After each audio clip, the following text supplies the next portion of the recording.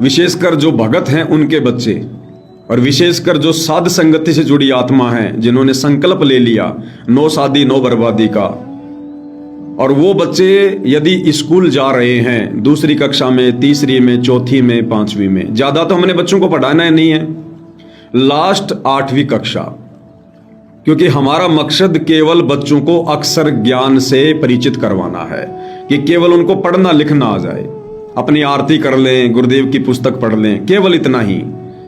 बच्चों से नौकरी करवाना हमारा मकसद नहीं है। तो अब जो छोटे छोटे बच्चे स्कूल जाते हैं, तो अब हमने उन बच्चों के ऊपर दबाव नहीं डालना है। अगर वो किसी दिन स्कूल नहीं जाना चाहते हैं तो हमने जबरदस्ती मारपीट करके स्कूल नहीं भेजना उनको। अगर उनका होमवर्क पूरा नहीं होता है तो हमने उनकी मारपिटाई नहीं करनी है। और स्कूल में भी आप टीचर को जाकर प्यार प्रेम से कह सकते हैं कि जी हमारे बच्चों के साथ में आपकी स्कूल का कोई भी टीचर मार पिटाई ना करे, क्योंकि हम अपने बच्चों को आपकी स्कूल में नौकरी के लिए नहीं पढ़वा रहे हैं, हम अपने बच्चों को केवल अक्षर ज्ञान करवाने के लिए पढ़ा रहे हैं। हमारा मकसद बच्चों से नौकरी करवाना नहीं है। इन्हें तो सच्ची सरकार की नौकरी मिल गई, हमने नकली नौकरी नहीं करवानी है। हमें 2 टाइम की रोटी, इन बच्चों को 2 टाइम की रोटी प्रभु की भक्ति से मिलेगी। और बाकी तो आप देख ही रहे हो जंतर मंत्र पे क्या हो रहा है। वो पढ़े लिखे लोग, जिन माता पिताओं ने लाखों रुपये बर्बाद करके 15-20 साल अपने बच्चों को पढ़ाया, आज वो बच्चे किस प्रकार से बेरोजगार होकर नौकरी के लिए प्रोटेस्ट कर रहे हैं, पुलिस वालों के डंडे खा रहे हैं। मृत्यु भी हो चुकी है 1-2 की तो प्रोटेस्ट के दौरान। तो हमारे बच्चों को तो सच्ची सरकार की नौकरी मिल गई, यानी सतगुरु रामपाल जी भगवान की सेवा, सत्संग, सुमरण, यह है सच्ची सरकार की सच्ची नौकरी। तो हमने नकली सरकार की नकली नौकरी अपने बच्चों से नहीं करवानी है। यदि अब हमारे बच्चों के भाग्य में नहीं होगा तो भी परमात्मा दे देगा, क्योंकि सारी लेखनी भैया सतगुरु के हाथ में है। सतगुरु जो चाहे सो कर ही भरम पड़ो मत कोई, सेव दड़ पर शीश चढ़ाया पाछे करी रसोई। ये चित्रगुप्त के कागज ये सतगुरु के हाथ में है। परमात्मा नया भाग्य लिख देगा, अपनी आत्माओं का नया भाग्य।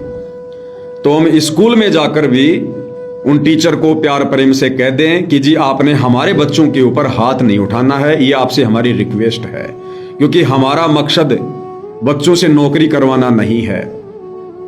और आपका रिजल्ट भी नहीं बिगड़ेगा, क्योंकि 8वीं क्लास से बोर्ड शुरू होता है, और यदि बोर्ड की परीक्षा में कोई फेल होता है तो स्कूल का रिजल्ट बिगड़ता है। तो आप कह दो जी हम बच्चों को 8वीं तक पढ़ाएंगे नहीं, हम 8वीं कक्षा में बच्चे को नहीं पढ़ाएंगे, हम केवल 7वीं तक ही पढ़ाएंगे। 7वीं तक बच्चा आराम से हिंदी पढ़ना सीख जाता है, उसके बाद हम अपने बच्चे को अपने घर पे रखेंगे, कोई दिक्कत नहीं है। लेकिन हमारे बच्चे को किसी भी प्रकार से ना तो कोई डंडे से पिटाई की जाए, ना अन्य प्रकार से उसको जो है वो प्रताड़ित किया जाए। चाहे वो होमवर्क करे या ना करे, बच्चा बिगड़ेगा तो हमारा बिगड़ेगा, आपको कोई टेंशन नहीं है। और 7वीं तक कोई रिजल्ट नहीं बिगड़ता है। और यदि टीचर कहता जी हम ऐसा नहीं कर सकते, स्कूल में आएगा होमवर्क नहीं करेगा तो पिटाई खानी पड़ेगी, तो कोई दिक्कत नहीं है भाई और बहनों। आप अपने बच्चे का नाम कटवा दो, अपने घर पे बैठा लो, और कुछ जो पुस्तकें वगैरह हैं जो सिलेबस की, वो आप ले आओ खरीद के दुकान से, और दिन में 1 घंटा, 1.5 घंटा, 2 घंटा अपने बच्चों को खुद पढ़ाओ। हमने उनको कोई गणित नहीं पढ़ाना है, कोई आवश्यकता नहीं है मैथ पढ़ने की। सबके मोबाइल में कैलकुलेटर है, क्या करेंगे मैथ पढ़ के? कभी कुछ काम हो गया, अपना मोबाइल निकालो, कैलकुलेटर से हिसाब करो।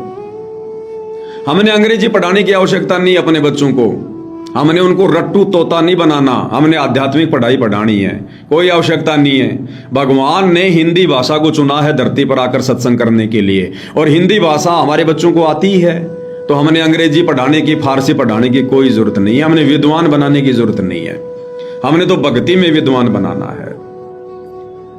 तो थोड़ी बहुत पढ़ाई आप पढ़ा दो अपने बच्चों को, कैसे कबूतर कैसे खरगोश, ये सारा सब कुछ आप पढ़ाओ ना। साल 2 साल में बच्चा आराम से हिंदी पढ़ना सीख जाएगा। और रोजाना जब बच्चा हाथ में भक्ति बोध लेके आरती करेगा तो भाई और बहनों ऑटोमेटिक परमात्मा उसको ऐसी पढ़ाई पढ़ा देंगे, ऐसी पढ़ाई पढ़ा देंगे। 8वीं 10वीं कक्षा का बच्चा भी हिंदी उतनी अच्छी नहीं पढ़ पाएगा, नहीं बोल पाएगा जितनी हमारे बच्चे बोलेंगे और पढ़ेंगे। केवल नित्य नियम करने से, रमेणी करने से, संध्या आरती करने से, पुस्तक हाथ में लेकर। क्योंकि आदरणीय गरीबदास जी की जो वाणियां हैं, ये 5वां वेद सूक्ष्म वेद की वाणियां हैं जो हमें नित्य नियम में दी गई हैं। और इनमें जो मात्राएं हैं, जो शब्द हैं, ये कोई सामान्य नहीं है, ये परमेश्वर के द्वारा उच्चारित हैं, परमेश्वर के द्वारा लिखवाई गई हैं। बंदी छोड़ खुद जो है वो कबीर भगवान थे, परमात्मा थे। और उन वाणियों को जो रोजाना पढ़ेगा तो भाई और बहनों, उस जैसी अच्छी हिंदी और कोई नहीं पढ़ सकता है। तो हमने स्कूल में जाकर टीचर से ये भी रिक्वेस्ट कर लेनी है। इससे क्या होता है भाई और बहनों, क्योंकि अब वो बच्चे सामान्य बच्चे नहीं हैं जिन्होंने संकल्प ले लिया, जो साध संगति से जुड़े हैं, जो सतगुरु रामपाल जी से जुड़े हैं, वो सामान्य आत्मा नहीं है, सामान्य बच्चे नहीं है। अब उन भगत आत्माओं की जो युगों युगों से परमेश्वर की विशेष आत्माओं की भूमिकाएं निभाते आ रही हैं, अब यदि उन आत्माओं को स्कूल में वो टीचर मारेंगे, पीटेंगे, मुर्गा बनाएंगे तो उनके भी कर्म बिगड़ेंगे, उनके भी कर्म बिगड़ेंगे। क्योंकि यहां कारणों के हिसाब से तो वो सोच रहे हैं कि हम बहुत अच्छा कर रहे हैं, बच्चे को डराएंगे, धमकाएंगे, पीटेंगे तो बच्चा पढ़ेगा। लेकिन भाई और बहनों, परमेश्वर के संविधान के विधान से उन टीचर के वो कर्म बन रहे हैं। कर्म जो बच्चों की मार पिटाई कर रहे हैं ना, उनके कर्म बिगड़ रहे हैं, उनके कर्म बन रहे हैं। भाई जैसे यहां पर कोई बच्चा फौज में लग गया और सरकार ने उसके हाथ में बंदूक पकड़ा दी। अब यदि वो बॉर्डर पर किसी आतंकवादी को मारेगा, किसी डाकू को मारेगा, तो सरकार तो इनाम दे देगी, यहां के हिसाब से तो बहुत अच्छा कर दिया उसने, उसको मेडल भी मिल जाएगा। लेकिन जब वो शरीर छोड़ के धर्मराज के लोक में जाएगा तो थोड़े बहुत दिन तो स्वर्ग में बैठेगा, क्योंकि उसने देश सेवा की है। लेकिन उसके बाद उसने जिन जिन लोगों को मारा है, वो धर्मराज के दरबार में काललोक का ये आर्मी वाला विधान नहीं चलता कि तूने तो देश रक्षा के लिए आतंकवादी मारे थे। वहां उस मृत्यु का दंड उसको भोगना पड़ेगा, उसको फिर से जन्म लेना पड़ेगा, और इसी प्रकार उसने भी उस आतंकवादी के हाथों मरना पड़ेगा। तो इसी प्रकार भाई और बहनों, जब वो टीचर भगत बच्चों को मारते हैं, पीटते हैं, मुर्गा बनाते हैं या उनके ऊपर वो गुस्सा करते हैं तो उनके भी कर्म बिगड़ते हैं। तो अब हमने ये भी ध्यान रखना है। और जिन बच्चों को आपने संकल्प दिलवा दिया है, या जिन जिन युवा भगत भाई बहनों ने नो शादी नो रमेणी का संकल्प ले लिया है, या जिन्होंने पति पत्नी संबंधों को त्याग कर जो विषय वासना वाले हैं, जो भाई बहन के संबंध अपना लिए हैं, तो आप और हम सब ने भाई और बहनों अब इस परमेश्वर की भक्ति पर ध्यान देना होगा। हमने भक्ति के रंग में रंगे रहना होगा। अब हमने गफलत नहीं करनी है, क्योंकि अब ये जो काल है ये मन रूप में और ज्यादा एक्टिव हो गया है कि ये आत्मा तो बिल्कुल यहां से बाहर निकलेगी। ये आत्मा तो कसाई काल के बाड़े से बाहर निकलने की तैयारी कर रही है। तो ये काल इस मन को टाइट कर देता है कि इसका कोई भी पॉइंट देखकर तुरंत इसको मर्यादाओं से नीचे गिरा देना। तो ये मन अब क्या करेगा, हमारे माइनस पॉइंट ढूंढेगा, ये मौका देखेगा कि कब ये गलती करे और उसी समय मैं इसकी मर्यादा तोड़वा दूं। तो आप और हमने इस मन को अब मौका नहीं देना है। परमात्मा ने साध संगति से जुड़ी आत्माओं को भक्ति का इतना अच्छा पैकेज बना के दे दिया है। सुबह उठते ही रात को सोने तक हमें फुर्सत ही नहीं है परमात्मा की भक्ति से, सेवा से। तो आप और हमने इस भक्ति के रंग में रंगे रहना है और अपने बच्चों को भी रंग के रखना है। आड़ोस पाड़ोस के बच्चों के साथ में हमने उनको खेलने नहीं देना, बिल्कुल भी नहीं। और यदि खेलें तो आपकी नजर में रहने चाहिए, आपकी उपस्थिति में रहने चाहिए। अकेले अन्य बच्चों के साथ, भक्तिहीन बच्चों के साथ अपने बच्चों को बिल्कुल भी मत छोड़ना, बिल्कुल भी नहीं, वरना काल वहां भी अपना खेल खेलेगा। आप अपने बेटे को, अपनी बेटी को क्योंकि छोटे छोटे बच्चे तो आपके साथ रहेंगे, लेकिन जब आपके बेटा बेटी 10 साल के हो जाते हैं, 15 साल के हो जाते हैं, जिन्होंने संकल्प ले रखा है, भक्ति कर रहे हैं, आपने रिश्तेदारी में भी उन बच्चों को अकेले नहीं भेजना है। जैसे आपका बेटा या बेटी 10-12 साल का है, 15 साल का है, और यदि आपके पीहर से फोन आ जाता है या और कोई रिश्तेदारी से फोन आ जाता है, बुआ के यहां से फोन आ जाता है कि भाई बच्चों की छुट्टियां पड़ गई, 10-15 दिन के लिए बच्ची को यहां भेज दे, आपने ये गलती नहीं करनी बिल्कुल भी। अपनी बेटी को या अपने बेटे को उन रिश्तेदारियों में नहीं भेजना है। आप यदि कभी कभार मिलने जाते हो, अपने साथ में लेके जा सकते हो। आपने 10-15 दिन के लिए, महीने भर के लिए अपनी जवान बेटी को, 10-12 साल की बेटी को या बेटे को रिश्तेदारी में नहीं भेजना है। 10-15 दिन में तो ना जाने काल क्या गुल खिला देगा, क्योंकि अभी वो बच्चे ज्ञान आधान से परिपक्व नहीं है। उन्होंने केवल अपने पिछले संस्कारों के चलते, उन संस्कारों के दबाव में ये संकल्प लिया है। अच्छे से बात समझ में उनको उसी समय आएगी जब वो ज्ञान को अच्छे से सुनेंगे, ग्रहण करेंगे, परमात्मा की भक्ति करेंगे। तो ये गलती अब हम साध संगति से जुड़ी आत्माओं ने अपने बच्चों को अकेले रिश्तेदारियों में भेजकर बिल्कुल भी नहीं करनी है। बिल्कुल भी ध्यान रखना, वरना इसके लिए हम जिम्मेदार होंगे। उन बच्चों की बर्बादी के लिए फिर हम जिम्मेदार होंगे हम। और गुरुदेव भगवान ने भी यही बात बताई है अपने सत्संग में कि इन बच्चों के लिए अब माता पिता जिम्मेदार होंगे, इनके मोक्ष के लिए माता पिता दोषी होंगे, क्योंकि परमात्मा ने तो इनको सद्बुद्धि दे दी। परमात्मा ने हमें भक्ति से जोड़ दिया, हमारे घर में उन आत्माओं को भेज दिया। अब उन आत्माओं का भविष्य भक्ति वाला माता पिता के हाथ में है कि वो अपने बच्चों को किस प्रकार से गाइड करते हैं। तो पूज्य गुरुदेव भगवान ने भी विशेष संदेश नंबर 5 में क्या कुछ कहा है, इन बच्चों को लेकर माता पिता को कितनी बड़ी जिम्मेदारी दी है, और यदि जिम्मेदारी माता पिता ने अच्छे से नहीं निभाई तो इन बच्चों के लिए हम दोषी होंगे। ये सत्संग भाई और बहनों इन आश्रम वालों के लिए नहीं है, ये विशेष संदेश है। ये विशेष संदेश जो हिसार जेल से भेजे गए हैं गुरुदेव के द्वारा, ये अपनी विशेष आत्माओं के लिए हैं, विशेष आत्माओं के लिए। तो ये आप और हमारे साध संगति से जुड़े बच्चों के विषय में परमात्मा कह रहे हैं कि इन बच्चों के लिए आप जिम्मेदार होंगे, आप दोषी होंगे। क्या कह रहे हैं परमात्मा? 64 लाख से श्वेत हो स्वर्ण पिता के, वो उनमें से आप ही हो और ईब आ रहे हैं, वो वही है।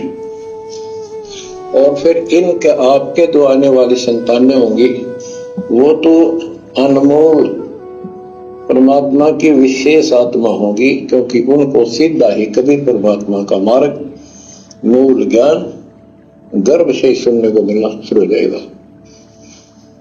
वो तो निश्चिंत पार होंगी, लेकिन वो आप पर निर्भर करता है आप कितने दृढ़ रहते हो और कितने सफल होते हो। नहीं तो आप आने वाली पीढ़ियों के लिए बहुत बड़े दोषी होंगे। आपको ज्ञान कंप्लीट, भगवान पूरा, आपको सच्चा सतगुरु। तो भाई और बहनों, हमने बहुत ज्यादा ध्यान रखने की आवश्यकता है। परमात्मा ने स्पष्ट कर दिया कि इन बच्चों के लिए, आने वाली पीढ़ियों के लिए आप दोषी होंगे। तो हर प्रकार से हमने खुद भी मर्यादा में रहकर भक्ति करनी है और अपने बच्चों से भी मर्यादा में भक्ति करवानी है। और बच्चों को बाहर भेजते समय, इधर उधर भेजते समय हमने हर प्रकार से सावधानी रखनी है। हमने बच्चों को फ्री में नहीं छोड़ देना कि हमने तो गुरुजी से जोड़ दिया, अब गुरुजी संभालेंगे। जो जिम्मेदारी माता पिता की है संभालने वाली, वो माता पिता ने ही पूरी करनी पड़ेगी। और बाकी उसके प्रारब्ध के संकटों से संभालने की जो जिम्मेदारी परमात्मा की है, वो परमात्मा संभालेंगे। तो हम अपनी नौकरी में बिल्कुल भी चूक ना करें, ये हमने ध्यान रखना है। अब वो नहीं है कि जैसे टीचर पहले बच्चों को पढ़ाया करते थे और जो बच्चा टाइम से स्कूल में नहीं आता था, होमवर्क नहीं करता था, उसको मारा करते थे, पीटा करते थे। फिर जब वो बच्चा रो रो के घर आता था, दिखाता था कि मुझे टीचर ने यहां मारा, तो घर वाले भी 2 थप्पड़ और मारते थे उसके। और दूसरे दिन उसको टीचर के पास लेके जाते थे बच्चे को कि मास्टर जी ये बच्चा मैंने आपके हवाले कर दिया, इसको मारो चाहे छोड़ो, लेकिन आप मेरे बच्चे को इंसान बना दो, इंसान। अब भाई और बहनों, आप और हमने ये गलती नहीं करनी है। अरे हमारे गुरुदेव भगवान ने इन आत्माओं को हमारे घर में भेजकर अपनी शरण में लेकर इंसान नहीं देवता बना दिया, देवता। और देवताओं को फिर से इंसान बनाने की गलती हम नहीं करेंगे। परमात्मा कहते मानुष्य देवता किया और करत न लाई बार। सतगुरुदेव ने अपनी शरण में लेकर अपना ज्ञान देकर हमें और हमारे बच्चों को इंसान से देवता बना दिया। अब हम टीचर को यह कहकर कि मास्टर जी आप जो मर्जी करो, बस मेरे बच्चे को इंसान बना दो। अब हमने ये गलती नहीं करनी। हमारे बच्चे तो पहले से देवता हैं, देवता स्वरूप है। यानी जो हर प्रकार की बुराई छोड़ दे, भविष्य में बुराई ना करने का संकल्प ले, वो तो देवता से भी उत्तम आत्मा है, देवता से भी उत्तम। तो ये गलती भाई और बहनों अब हमने बिल्कुल भी नहीं करनी है, क्योंकि आप और हमारे बच्चे उस मोक्ष मार्ग पर चल रहे हैं जिस मोक्ष मार्ग पर रुचि ऋषि चल रहा था। मार्कंडे पुराण से परमात्मा ने रोचे ऋषि की कथा सुनाई ना, कि जो रुचि ऋषि था उसने शादी नहीं करवाई और वो वेदों के अनुसार साधना कर रहा था आत्म कल्याण के लिए, क्योंकि वो मोक्ष मार्ग पर था। तो इसी प्रकार अब आप और हमारे बच्चे संकल्प लेकर मोक्ष मार्ग पर चल पड़े हैं। तो आप और हमने विशेष ध्यान रखना है, सावधानी रखनी है।